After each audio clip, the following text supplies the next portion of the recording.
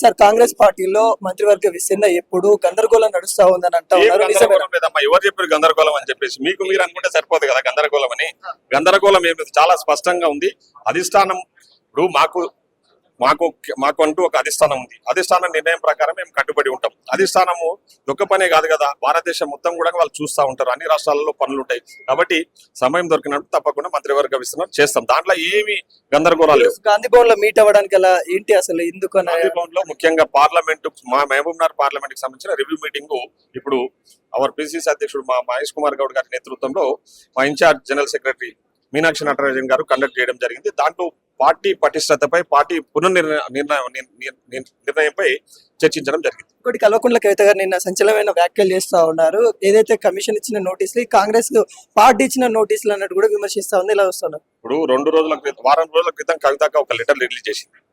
ఆ లెటర్ కి ఇప్పటికి కవితక్క సమాధానం చెప్తలేదు. మరి వాళ్ళ సొంత తండ్రి సమాధానం చెప్తాడు.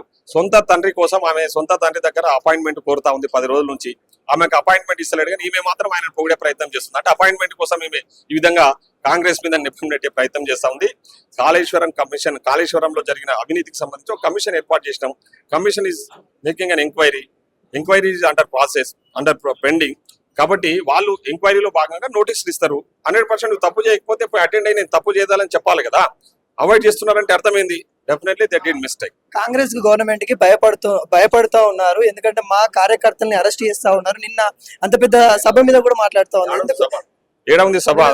అదంతా పేరు ఆర్టిస్టులను తీసుకొచ్చేసి ఏదో మీటింగ్ పెట్టేసి మాకు తెలియదు ఆ మీటింగ్ లో ఎవరు పాల్గొన్నారో ఎవరు లేరు.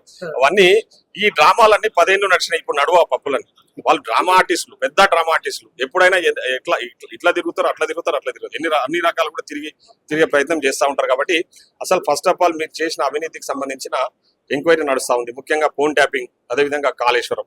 వీటి మీద ఫస్ట్ మీరు మీ నిజాయితీని నిరూపించుకోండి, తర్వాత వచ్చి మా గురించి మాట్లాడే ప్రయత్నం చేయండి. స్థానిక ఎన్నికలలో కాంగ్రెస్ పార్టీ ఖతమైపోతుంది అన్నట్టు కూడా విజయం సాధిస్తున్నాం.